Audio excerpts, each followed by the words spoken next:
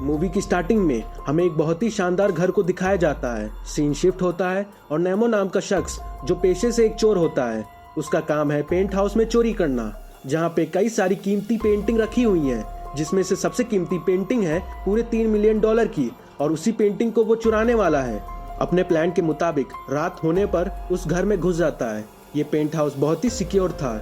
इसके अंदर जाने के लिए नेमो वहां लगे हुए टेम्परेचर रैंडम मशीन में एक कोड डालता है, जिसके बाद उसके पास सिर्फ 7 मिनट होते हैं जिसमें वो चोरी को अंजाम दे सकता है। अब नेमो घर के अंदर जाता है, सभी पेंटिंग को चुराने लगता है, लेकिन यहाँ नेमो को वो पेंटिंग नहीं मिलती जो सबसे महंगी थी और जिसे लेने के लिए उसके साथियों ने उसे वहां भेजा था। इधर टाइम भी खत्म हो रहा था, तो नेमो कहता है कि मुझे उस पेंटिंग को ढूंढने के लिए और टाइम चाहिए। इसीलिए वो जाता है टेम्परेचर रैंडम मशीन में, दोबारा उस कोड को डालता है। इस बार मशीन से अलार्म बजता है और पूरा घर लॉक हो जाता है। ये अलार्म इतना तेज था कि नेमो उसकी आवाज से परेशान हो रहा था, वो चिढ़ रहा था। इसीलिए वो इस अलार्म को बंद करने के चक्कर में रैंडम मशीन को ही तोड़ डालता है।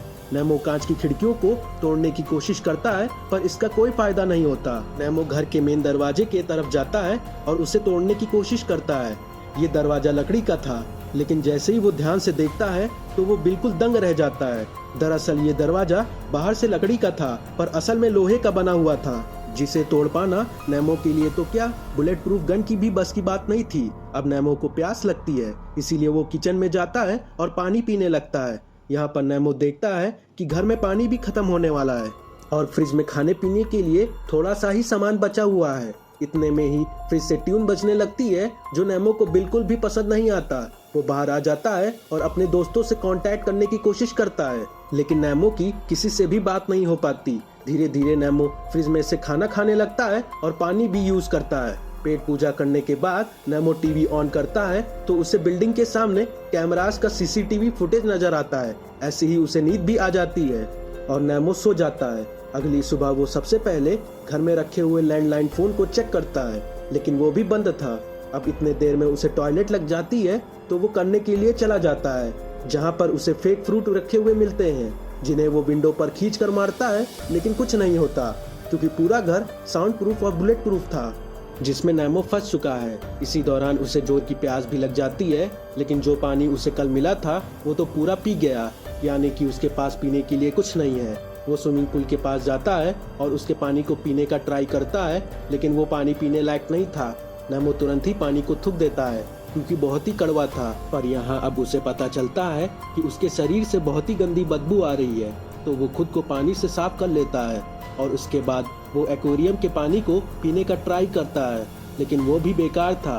नेमो टैप को ऑन करता है, लेकिन कोई फायदा नहीं था। अब नेमो को गुस्सा आने लगता है और वो इरिटेट होने लगता है।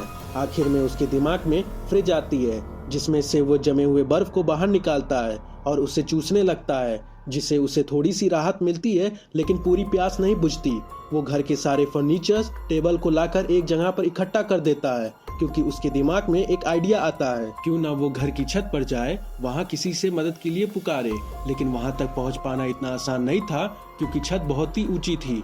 और इतना सब कुछ ट्राई करने के बाद वो एक बार फिर जाकर उसी टेम्परेचर रैंडम मशीन को चेक करता है। क्या पता शायद घर का टेम्परेचर चेंज हो जाए, लेकिन कोई फायदा नहीं था। अब उसे प्यास के साथ साथ भूख भी लगती है, तो वो एक फूड कैन को खोलने की कोशिश करता है, लेकिन उसी चक्कर में उसके हाथ पे कट लग जाता है, जिससे उसे काफी दर्द होता है। नेमो के दिमाग में फिर से फ्रिज आती है, तो वो जाकर बर्फ को ढूंढने लगता है, लेकिन अब बर्फ पिघल चुकी थी, इसीलिए वो अब फ्रिज को चाटना शुरू कर देता है, ताकि जो कुछ बचा कुचा बर्फ था वो उसे खा सके।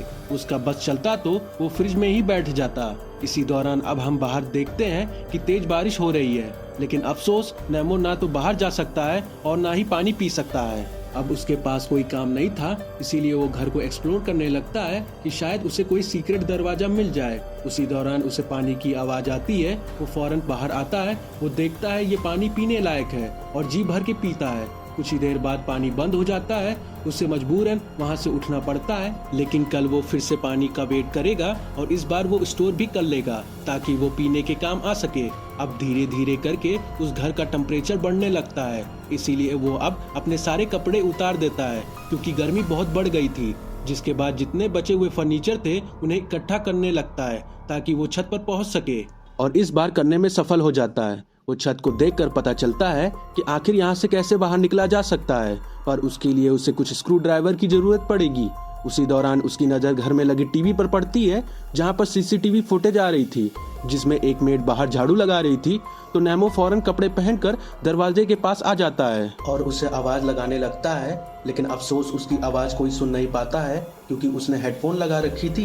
वैसे भी वो पूरा घर साउंड प्रूफ है, वो जितना भी चिल्ला ले उसकी आवाज़ बाहर नहीं जाने वाली थी। इसीलिए वो वापस आकर हताश होकर बैठ जाता है, लेकिन तभी वो कुछ ठंडी हवाएं महसूस करता है जो कि एयर वेंटिलेशन से आ रही थी। दरअसल वो देखता है टेम्परेचर रेंडम मशीन में अपने आप ही टेम्परेचर चेंज हो गया है, इसीलिए अब पूरा घर ठंडा होना चालू हो गया था। और फिर आराम से वो पूल में नहाता है।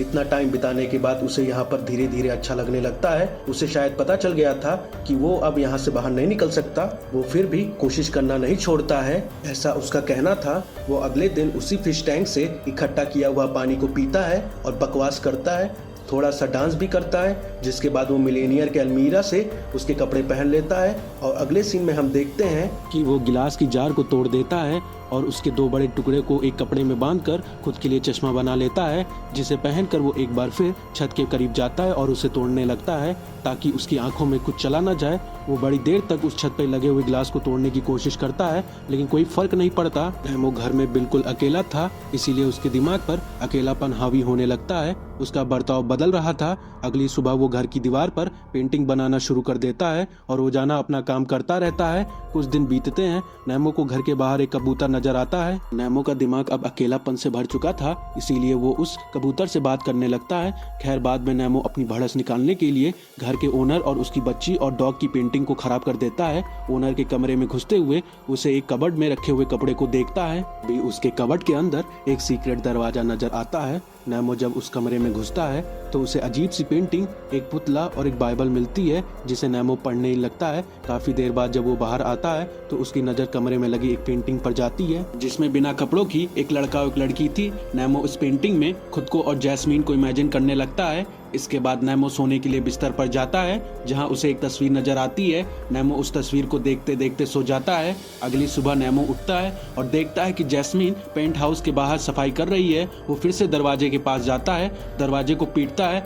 जैस्मीन इस बार भी नेमो की आवाज सुन नहीं पाती है और वहां से चली जाती है। इस बार नेमो बहुत ही उदास हो जाता है और घर के अंदर आकर सो जाता है। यहाँ नेमो को हम अब एक सपने में देखते हैं, जिसमें वो देखता है वो एक एग्जीबिशन में गया है। यहाँ घर का ओनर और नेमो एक पेंटिंग के बारे में बात करते हैं। घर के ओनर को नेमो की एक पेंटिंग बहुत ही ज्यादा पसंद होती है। तभी नेमो देखता है घर के ओनर ने जैस्मीन से कुछ कहा और उसकी पेंटिंग की तारीफ करने लगा। इतने में नेमो वहां से निकल गया, यानी कि जो उसका सपना था वो टूट जाता है। नेमो की आंख खुलती है और वो छत में लगे हुए स्क्रू को खोलने की कोशिश करता है, लेकिन ये काम काफी मुश्किल था।